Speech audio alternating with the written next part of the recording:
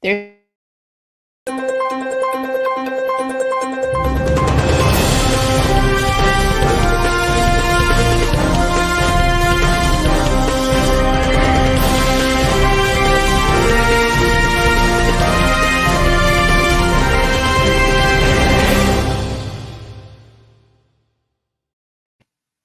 Hi, Democrats. Today is Wednesday, May 5th. It's also Missing and Murdered Indigenous People Awareness Day. So I have on my red. Hi, Wayne. If you have time, I think they're still going to be at the Capitol for another 45 minutes.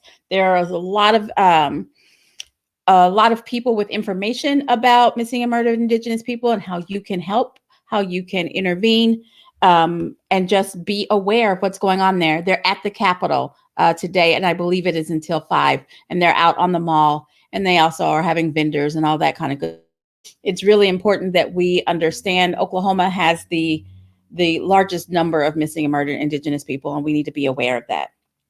So every day when I come here, I'm glad you're wearing red, Amber. I'm gonna talk to you about bills elected in elections. I might put a spin on it, but I'm gonna talk to you about those things. So, but before I do that, I want to talk to you about the census data. So the census data for Oklahoma is loosely out, and how it affects us is in the last 10 years, Oklahoma gained 209,000 people-ish. We gained 209,000 people. 203,000 were in 4 counties, right? Oklahoma County, Tulsa County, Cleveland County, and Canadian County. And those are kind of obvious ones, right? So of the 209,000 that we gained, 203 were gained in 4 counties. 48 of our 77 counties actually lost population. People are leaving our rural communities, and I believe people are leaving the rural communities because hospitals are leaving, and their school systems are breaking down. And once a school leaves a community, that community is kind of a shell of a community. So they're losing their hospitals, they're losing their schools. The infrastructure is not getting the attention that it needs. And don't even get me started on broadband, because you guys know that is kind of my cause right now.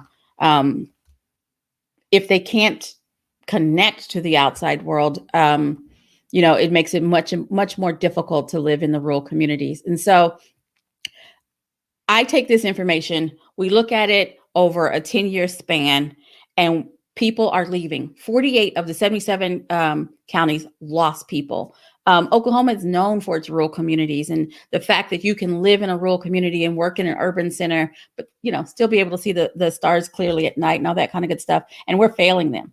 And when I say we, I mean our Republican-led legislator and our Republican governors are failing Oklahoma. And that's what we've had for the last 10 years. So that brings me back to bills elected in elections. It is more important now than it has been for a really long time, because now we have data. It is more important now that we change the composition of our legislature. The way that we're going now, predominantly majority Republican-led legislature, who's more interested in dumb bills like naming a piece of highway Donald Trump Highway than they are about taking care of our rural communities, they must be replaced. They're not taking care. And in Oklahoma, a lot of our rural communities typically vote Republican. I'm telling you, you're not voting for the people who are taking care of you. Or should I say, the people you're voting for, they get to the Capitol and they forget who they represent.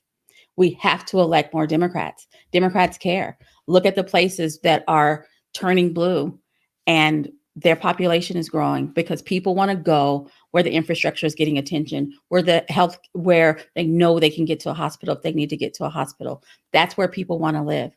Our Republican-led legislature and our Republican governors over the last 10 years have continued to fail Oklahoma. They're failing Oklahoma, and we have to replace them.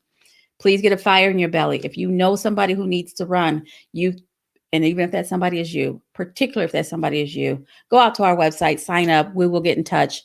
We've got to change the composition of our legislature. So that's how I wanted to talk about electeds. Bills. You're going to be shocked. So brace yourself. I am still on a tear about HB 1775. The governor hasn't signed it as far as I know yet, and the clock is ticking. We have got to get him to say no. I will tell you that my mother finally called. They wouldn't take her name. When I called, they would take my name. And I asked the guy, "Are you guys taking names?" And he said, I am, which means they have an inconsistent system. But what's important is what they told my mother when she called is, so many of you guys are calling, we can't keep up with the names. And so I want to say thank you to the people who are calling. And I want to say thank you in believing that advocacy works, because it does. And this is how we make a difference, since we're in the majority. Right? So we got to do everything we can to help the folks that we voted for. We have to help them by giving them an amplified voice. And that's why we have to call. If you haven't called, let me tell you his number, 405-521-2342. We have to call, be polite, and urge the governor to not sign the bill. It is HB 1775. All righty. So that's the bill that I care about. I know you guys are shocked. And but it's urgent. It's urgent, and we have to deal with that. Now, elections. Let's talk elections. So today is May 5th. Next Tuesday, there are a lot of communities all over the state who have elections, not elections, that can vote on propositions. If you're unaware, if you have one coming up or you don't know what the propositions are, it's not too late to go out to the Oklahoma State Election Board, pull up the sample ballot, read, learn, do your research. So when you show up at the ballot, show up at your polling place, you know how you're going to vote. Now, this is where I put in my plug. It's not too late to sign up for absentee ballots. We still have more elections and more things to vote on for the rest of the year. And it's not the biggies, right? And so you're not paying attention, or we're not all paying attention. This way it's mailed to your house and you can do your research in time. Please sign up for your absentee ballots. It's not too late. All righty. And even if you voted absentee ballot last year, those things expire on December 31st. So you must re-up. All righty. So that's on May 11th and June 8th. On May 22nd, the Stonewall Federation of Democrats is having their convention. They have a Facebook page, so you can figure out how to get involved in that. And then also the Disability Federation is having their convention on the same day, and that's May 22nd. So that's 2 weeks from Saturday. So is it 2 weeks from Saturday? 1 week from Saturday. 2 weeks from Saturday. Sorry, guys. So it's on May 22nd. The Disability Federation and the Stonewall Federation are both having their conventions. They both have Facebook pages, and I believe that they've signed up on the okdemocrats.org Facebook page under events. So get involved. Get involved. We need people involved at all levels with all kinds of interests. And then let's see, one more thing. State convention. State convention is June 12th. That is where we decide who leads our party.